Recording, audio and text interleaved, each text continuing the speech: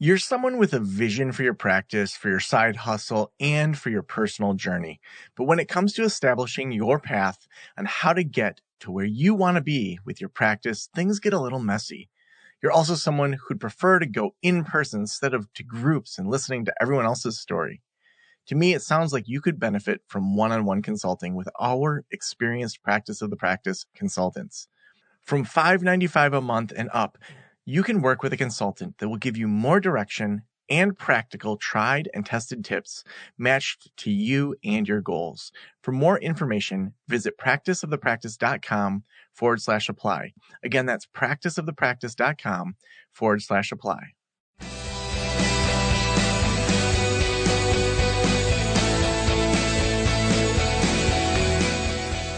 This is the Practice of the Practice podcast with Joe Sanok, session number 1170.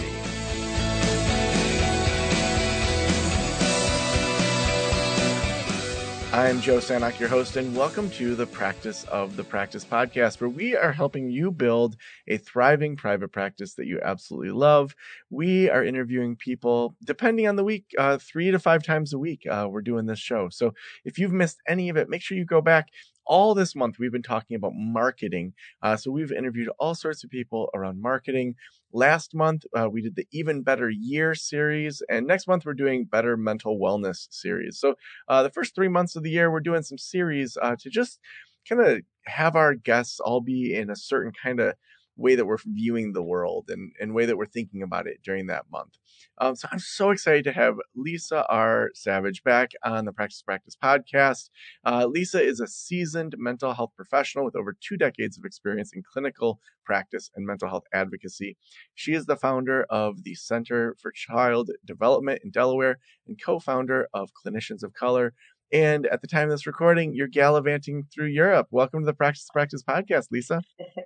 Thank you, Joe. I know I didn't know that I would be here when I scheduled the podcast, but I'm loving it. I'm absolutely loving it. Oh, well, tell me some of the highlights of your trip, where you've been, and just some of the cool things you've done. Yeah. So we started out in Turkey, which was amazing. Delicious food, but more importantly, the people in Turkey are just so kind and helpful. And even though Istanbul is a very bustling city, people were very gracious. Then we went to Croatia. We went to Zagreb, which the city is very small. The country's small. But I also found the people there to be extraordinarily kind as well. I loved, loved, loved. I want to go back again and visit the coast of Croatia.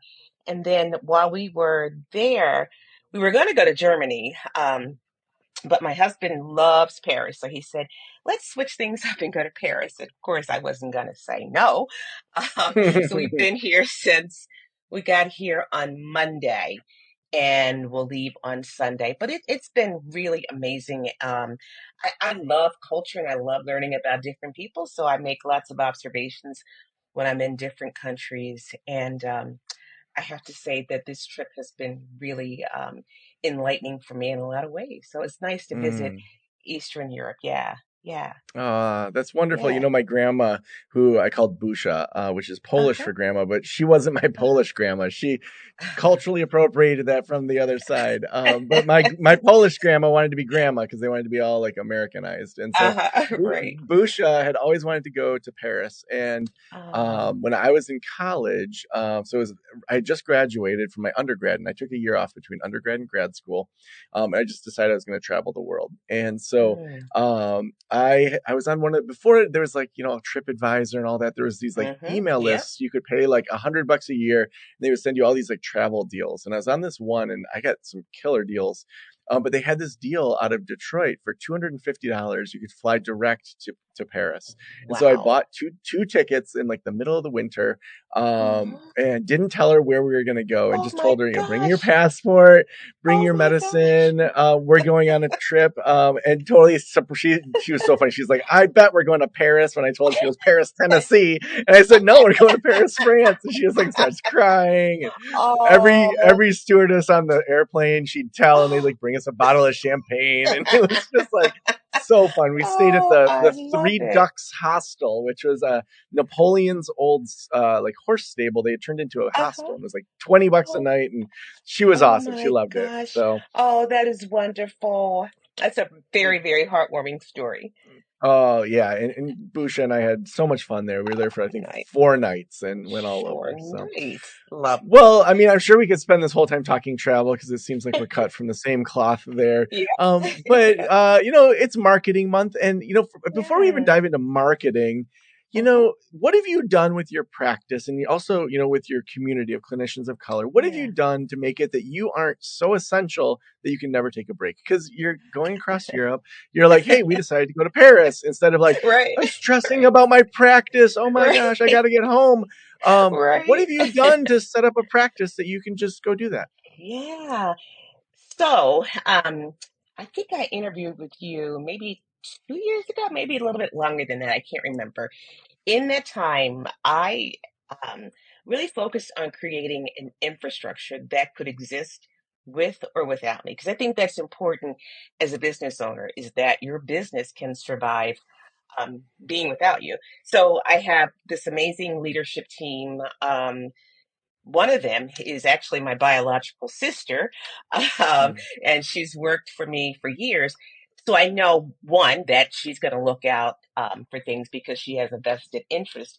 But also, the other leaders on my team are just really good people, and they're self starters, and they're smart, um, and they just know how to do things. So there are nine of us all together who are on the leadership team, and they each have a different role, but they just step up and do the job. We've grown a lot since I last talked with you. I think we're up to maybe close to 80 clinicians at this point.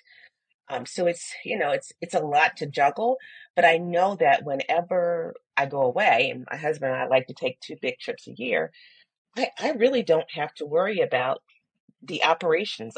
Things are going to go the way that they go. Um, we've tried to automate things as much as possible. And so it just kind of flows.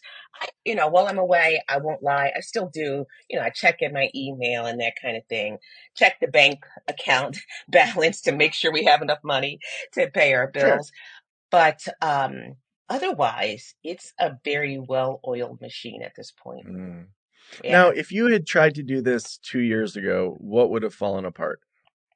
So, 2 years ago was right after the pandemic, I think. Yeah, because that would have been like 2022.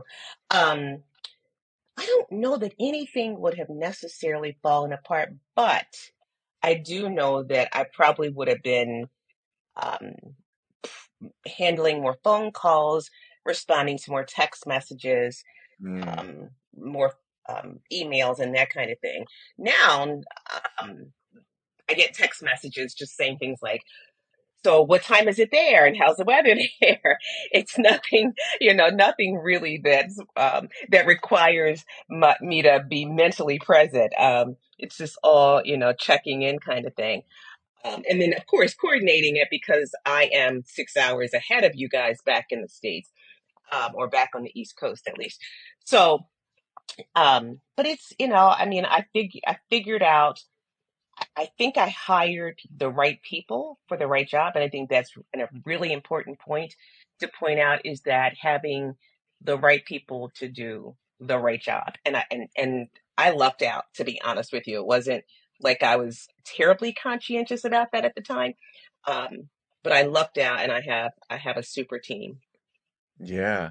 Now, Yeah. tell me about something we've been talking about recently is framing out that really most practices only have three pillars. They have their operations, they have their clinical, and they have their marketing. Pretty much everything falls under those three areas of, doing the good work of the clinical work, just the behind the scenes billing and all the way that things flow. And then how do people find you, that marketing side? When you think about marketing with your practice, what has Mhm. worked best to get people to know that you exist, to know who you help, to just want to work with your team? Yeah. So, a couple of things come to mind. One is, and I think this is just really important for people, especially new private practice owners, is developing those relationships with people in your community. And I feel like in the beginning, I kind of laid the groundwork for that. My practice is mostly school based, probably 90% school based. So, getting into the schools, developing relationships, building that trust. Um, and so I had to do that when I was a solo practitioner. And then as I grew, it was really important for me to convey that to my staff who were representing my brand in the community. You got to build relationships. You got to show up. And this is what, I expect because this is the groundwork that I have laid. So as time went on, one of my leadership team members is my marketing and promotions person. I recently hired my niece, who is also doing marketing and promotions for me, and she's really, really good at it. So she's out in the community at least once or twice a week, talking about the services that we offer, um, doing promos, making sure our social media looks really good and professional, and that's what's helped us to grow.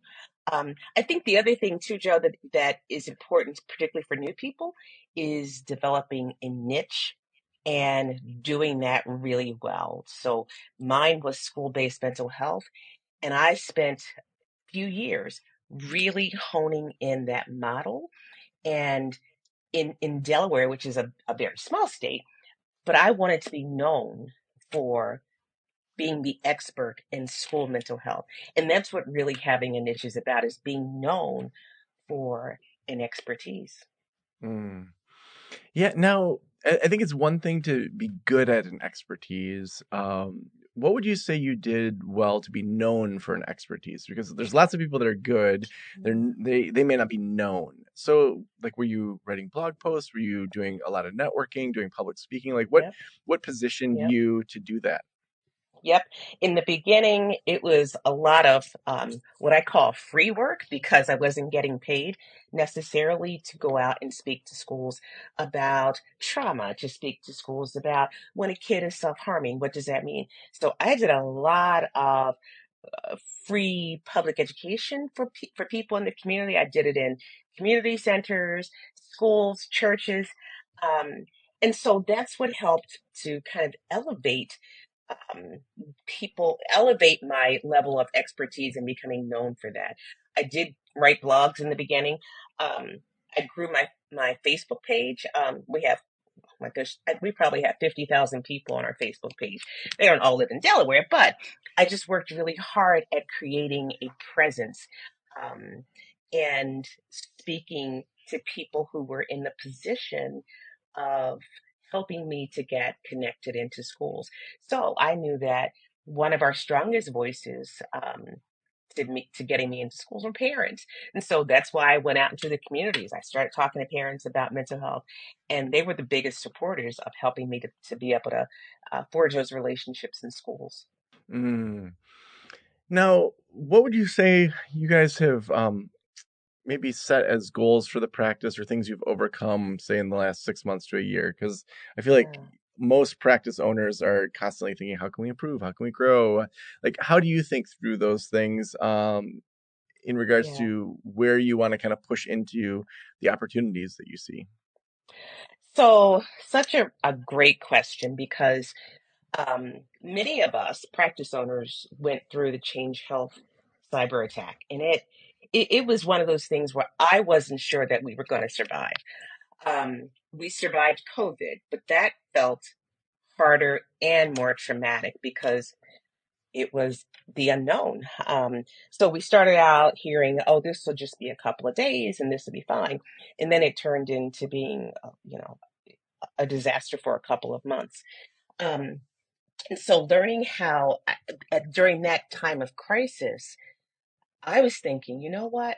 We have all of our eggs in one basket. That is not acceptable. So when the bottom literally fell out, I had to start thinking about how do I create other streams of revenue so that we could survive a crisis. Now, given that my practice is so big, I don't know that I could create another stream of revenue that would be as large as my primary revenue. But having something to fall back on is really, really important and where my attention is right now. So I'm doing things like um, leveraging AI, which I absolutely love, creating products that are related to mental health, creating clinical manuals that are related to mental health, educational materials as another stream of revenue. Um, we also recently got a state contract, and so we'll be doing a lot of consultations in the community. So I think the takeaway here is when the bottom falls out, and I knew we would survive, but I wasn't sure we would survive. I had some doubt. Um, but it kicked in that part of me that knows that you cannot rely on one stream of revenue. You've got to create other opportunities. It's not always easy because the demand for mental health therapy is so high, especially with children and adolescents. So sometimes your time, you don't have a whole lot of time to create these things. But I think that it's important to think about it and not wait until the bottom falls out, because in being in business, it's going to happen again. And so being strategic about looking forward and saying, here's the direction that I want my practice to move. We'll always do therapy. We'll always accept insurance. But I'm really focused, me personally, really focused on building some other revenue streams for us. Mm. Now, how does being the co-founder of Clinicians of Color, how does that add into the revenue streams? Or would you say that's more just for social impact and exposure? Yeah. How does that play into your business plan and how you think about that? So, clinicians of color, I mean, I get paid for the work that I do, um, but um, I think for me, it's more a passion project. And so we focus a lot on supporting other mental health professionals, educating other mental health professionals, giving access to other mental health professionals. And so Kim Knight, who is my co-founder, and I, we're constantly looking at what does our audience need, and then we try to provide that to them. So um, it's grown a lot. I think we probably have our Facebook page is got to be like 27,000 at this point. So it's huge. Then we have our membership academy. We have a directory. Recently, we started doing some advocacy work, um, and this is based on the whole Change Health incident. Again, I think all of us felt really vulnerable at that moment. Um, but I think also what's really important to highlight is that most private practices operate with a very thin profit margin, such that when there's a crisis that occurs, we don't have any money to fall back on. And so, in Clinicians of Color, Kim and I are also teaching people how to leverage things like AI, how to create other streams of revenue, um, so that we stand a chance of surviving again when the next shoe drops. Because, like I said earlier, in business, there's always going to be some challenge that you face. Mm. Yeah, I think that, those communities, when you can be able to just help with a variety of things, like people may come for one Hmm. reason, but then there's all these ancillary things like, what happens if you don't have 3 months of income saved up Right, both personally and in right. your business? Like, Hmm. then you're going to make really Hmm. dumb decisions if you're backed into a Yep. corner financially, or you're going to take, the wrong insurance, you're going to take the wrong clients. You're not going to really say, who am I helping here?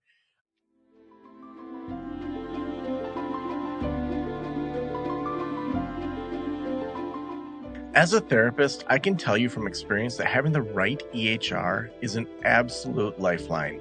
I recommend using Therapy Notes. They make billing, scheduling, note taking, telehealth, and e prescribe incredibly easy.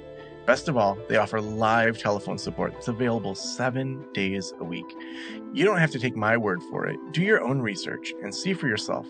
Therapy Notes is the #1 highest rated EHR system available today, with a 4.9 out of 5 stars on trustpilot.com and on Google.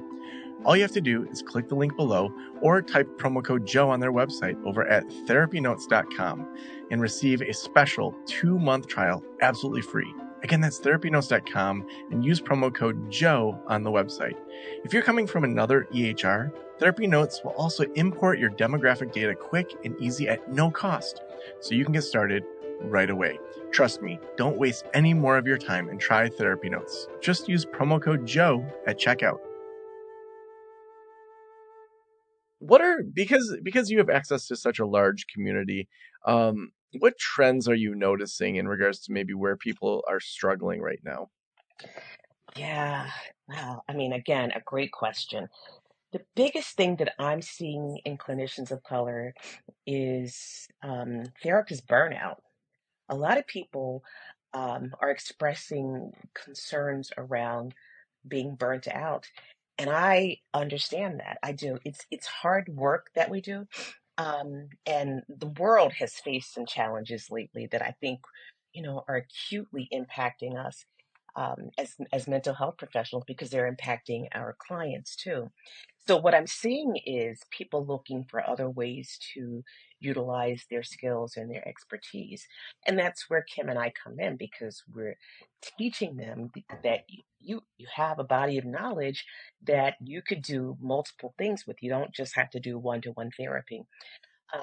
Another trend that I'm seeing is people moving more away from providing one-on-one therapy and providing more group therapy to people, because then they can reach more people, and um, it's not as difficult as it is sometimes doing one-to-one work or couples work. So those are the trends that I'm seeing, and so we encourage people. We meet a couple of times a month to do some self-care activities. We actually meet we lately we've been meeting 3 times a month, to help support people, and to create a space for folks to take care of themselves. So we've invited experts in who do various things: music therapy, art therapy, yoga, and this is all virtual. And so it's kind of a drop-in thing, and um, I think it's been really good for our members. Yeah, I would say that self-care and burnout are definitely things that in our surveys we're seeing as well, where people feel like they don't have enough time to do it all. They're not sure how to automate things, that razor thin margin that you're talking about. Yep. Other than doing good self-care with, the things that we know our bodies need, what Mhm. else are you seeing be helpful to push back on burnout, to help people be able to get into balance a little bit more? Yeah, I mean, I think people, particularly mental health professionals, I think we sometimes tend to be all over the place. We see a shiny penny and we start running in that direction, and then we see another one.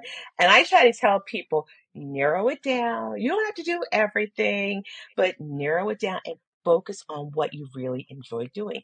Focus on something that you feel like you could be an expert at.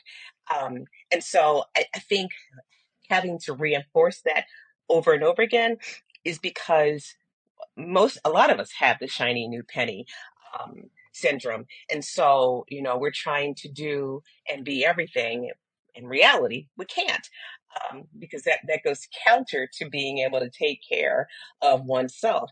So we just try to slow people down and help people to kind of focus on what it is that they are passionate about, and what it is that they think they can either have an expertise on or develop an expertise. Hmm. Yeah, I think that idea of slowing things down, of simplifying, is such an ongoing process. I know at Practice the Practice, some conversations we're having with the leadership team is, what are we actually really good at, and how do we do more of that, and how do Hmm. we let the other Yep. things fall by the wayside? So, like even just Yeah. yesterday, I went on our Google Analytics and looked at, so how do people actually end up on our website? I mean, I don't remember how many in the last 90 days came on. I think it was like 30,000 or something like that. And so to look at what percentage came through organic ranking, through direct links, all these different things, one thing I Hmm. noticed was only about 3% of people that came to our website came via social media. And yet we Oh, put so wow. much time and energy Hmm. into our Right. Instagram, our Facebook, and we're ranking really high Yep. organically. I think it was almost 60% just came from organic searches. It's like, well, why aren't we just focusing on that? Like, why are we putting Right. so much time into Right. social media? And it's like, we're kind of at Yep. the point that you have to have something on social media, but do we need to have a Hmm. daily or two or Yeah. three times a day post that Yep. looks really good and is well edited to get that Right. 3%? I mean, that's a conversation Right. we're going to have. And it's like, Yes. I And would I rather, think that makes a lot of sense. Yeah. yeah. Well, and like even for me, it's like these kind of conversations are so easy where I show up, I talk to interesting people, and then I'm done. And we make this good content, and then the team, does these show notes. And so then we rank higher for all these different things. It's easy for Hmm. me and it's easy for the team. And it's sort of like Yeah. we got Yeah. to keep reevaluating like what's working, what's not working, where are we putting our Yep. time? How do we Yep. simplify it as much as possible? So, how do you Yeah. think through that Yeah. in regards to simplifying your business model? So recently, in my practice, again, because it's gotten so big and the demand for services has increased, I have set some limits on my employees. Like this is a number of clients that you need to see, so I can afford to pay you and pay for your benefits. But I don't want you seeing any more than this many clients. Um, I think also we had started out with a model where all of our mental health professionals are working in schools. And what I've learned over the years is that that can lead to um, some dissatisfaction. It can kind of pigeonhole people. And so we've started to branch out just a little bit. Like we have quite a few therapists trained in play therapy now. And so we've created this play therapy suite, and I've given those therapists leverage to be able to do more of that. Um, because I feel like having a little bit more diversity in what they're doing is going to also help to avoid some burnout. And so, because they're passionate about play therapy, we also have a modality that we use called trauma play. And so, I've been supporting um, individual growth, but also put some boundaries in place so that my folks don't end up burnt out. It's not a good feeling to reach a point of burnout, and I know that because I reached that point several years ago personally, and it's not a good feeling. So from what I've learned, from what I'm hearing from my own staff and in therapist communities, um, is having a little bit of flexibility in how we do this work, and how we serve other people. Hmm. Now, you said your practice keeps growing and you're growing staff. How many staff do you have at this point? I think that we're up to about 80. And I say I think because before I left for my trip, I know my school-based director was hiring another person. And so I Mm, think I know the person accepted the position. So I think we're up to about 80. And again, it's really driven by the need. It's driven by the need, but I also think it's driven by our good reputation for great services, great customer service, um, and getting results with our clients. We do measurement based care, and so we know what's working, what's not working, down to each individual client. And that's another thing that we do too is when we see a therapist who's struggling with maybe a kid who's got ADHD, and we're looking at the kid's measurements, we can provide that therapist with additional training, which helps them to feel more competent, but it also helps us to get better outcomes with our clients. So I love the whole measurement based care model because it informs us on so many different levels. But it also helps us to be able to support our therapists in getting any additional training that they need to get the outcomes that we're looking for. mm. Man, I have so many questions now on the HR side of all that, which obviously would be a Yeah. whole nother episode. But I mean, if you have Yeah. 80 people, obviously people like working there. What are some, and Hmm. I don't want to get into like all the like nitty gritty HR type things as much as I want to get Hmm. into your mindset with how you like, what are big picture mindsets that you want to just be the DNA of this practice of why people want to Mhm. work here and stay here? Because I think that that's where early phase group practice owners, so under 20 clinicians, sometimes take it so personally when someone leaves. Um, Yeah, but then they yeah. start to figure out, here's the DNA, here's who we are. Then Hmm. people start staying, and they really become true to like, yeah, Hmm. we're unique in a certain way. What are your guiding principles in regards to kind of what you want the DNA of the practice to be from the lens of attracting clinicians to stay? Yeah. Yeah, another great question.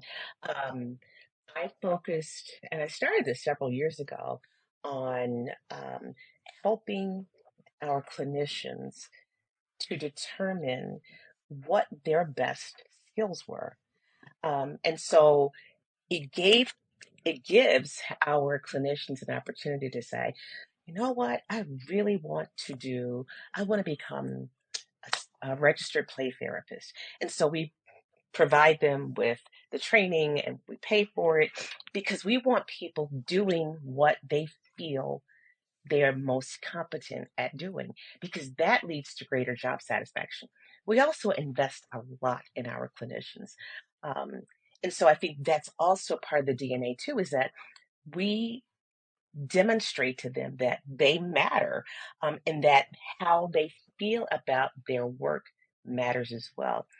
um, we have gone through so many different iterations of this model and how many clients you should need to be seeing each week, um, and I think we've gotten to that sweet spot, and we've kind of got that nailed down. And so when we hire new staff, they know what the expectations are. We lay it out to them, and they buy into it because it's it's how we work.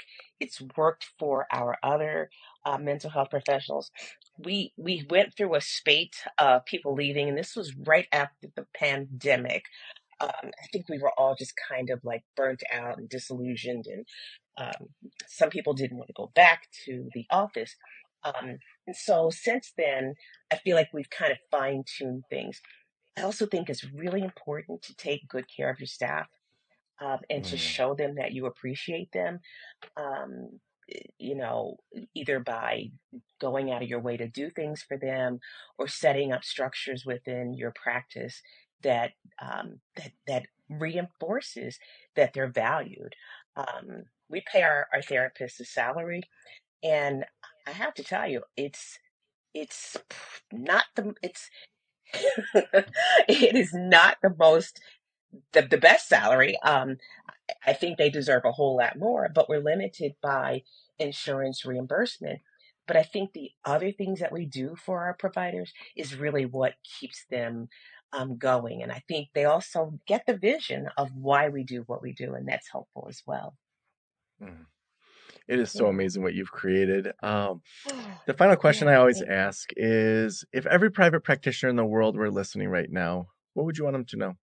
So I think the biggest lesson I've learned over the years of being in private practice is that you can survive anything.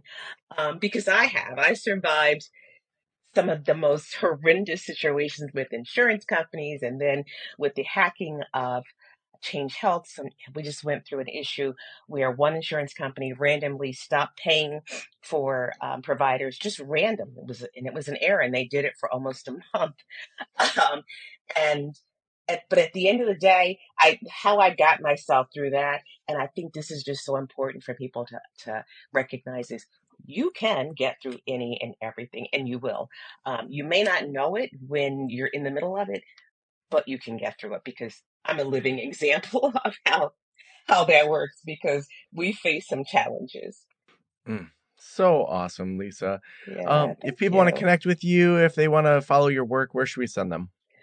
So they can follow me, let's see, on Clinicians of Color, which we have a TikTok and we have a Instagram, so they can follow me there. If people have specific questions, they can always email me, Lisa at cliniciansofcolor.org, Lisa at cliniciansofcolor.org. But those are the places where I think we post the most and we have the most impact. And I hope people will follow us. Mm, So awesome. Thank you so much for being on Yeah. the Practice of the Practice Thank podcast. you. Thank you. My pleasure, Joe.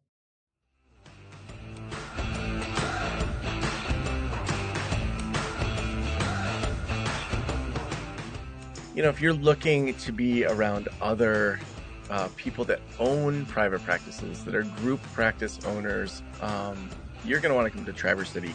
We're hosting the Group Practice Boss Conference May 6th and 7th, 2025. And whether you're beginning your journey or you have scaled your group practice, the Group Practice Boss Conference 2025 is your chance to unlock just all those strategies, tools, and connections. In those 2 days, we're going to have 120 other group practice owners there. The speakers are short form 20-minute talks, so kind of TED Talk style, with lots of time for you to meet other people that are at your phase of group practice. So you can sign up. Tickets are on sale now over at practiceofthepractice.com/conference. Also, we could not do this show without our sponsors. Therapy Notes is our sponsor for today. They are the best EHR out there. They'll help you move away from whatever EHR you're on right now if you're frustrated with your current EHR. They have HIPAA compliant video embedded within their system. It'll do the billing for you. It's so easy to use. So therapynotes.com, use promo code Joe at checkout to get a couple months for free. Thank you so much for letting me into your ears and into your brain. Have a great day. I'll talk to you soon. Special thanks to the band Silence is Sexy for that intro music. And this podcast is designed to provide accurate and authoritative information in regard to the subject matter covered. It is given with the understanding that neither the host, the producers, the publishers, or guests are rendering legal, accounting, clinical, or other professional information. If you want a professional, you should find one.